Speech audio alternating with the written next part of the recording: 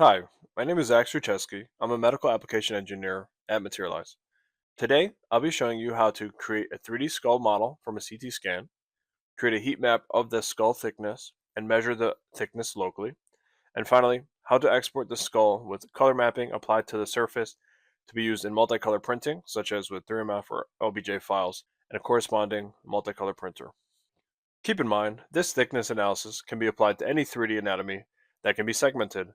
In this example, we're using a skull model as it is an intuitive example where the analysis can be used for applications such as determining skull thickness to create corresponding cranial plate thickness, or to determine the maximum screw length that can be used to fix the cranial plate, for example. Let's get started. With an open empty Mimics 28 project file, we'll first go into our C drive, metadata, demo files, and we'll look for skull cranial defect Mimics project.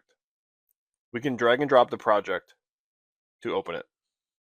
Once it's open, we'll begin by selecting the Segment tab and creating a new mask. The default bone threshold will be used here. Don't forget to turn on the 3D preview in the 3D toolbar. A good practice is to limit the number of shelves to 1, allowing us to clean up some of the model. As you see, there's some artifacts that could be unwanted.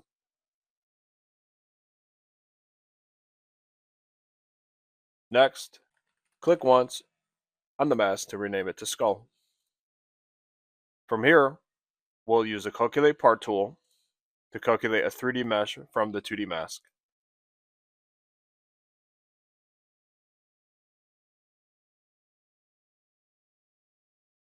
To do our analysis, we'll have to move over to 3-matic.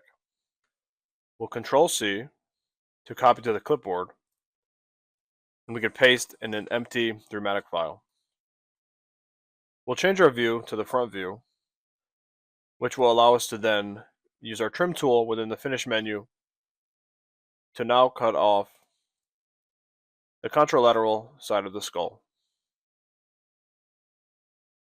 Make sure to select the skull as your selection entity, and then reverse to remove inner. This will reduce the total STL volume for printing, which will save materials and time. Next, in the Analyze tab, we'll select the wall thickness. Selecting our skull,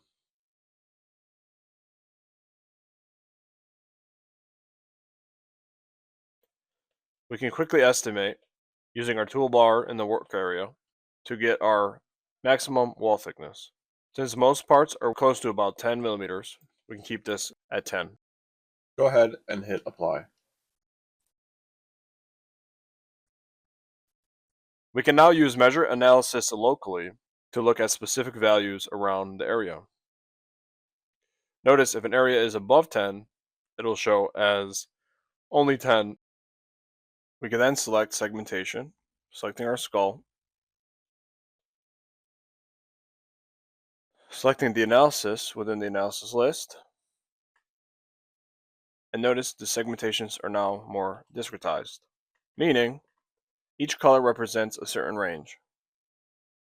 To increase that range, we'll double to 8 different bands. So now we have 8 different categories with 8 different thickness values.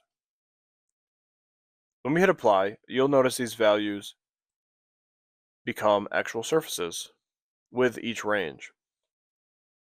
This can now be sent to a printer via file export, commonly used for color printing are 3MF and OBJ.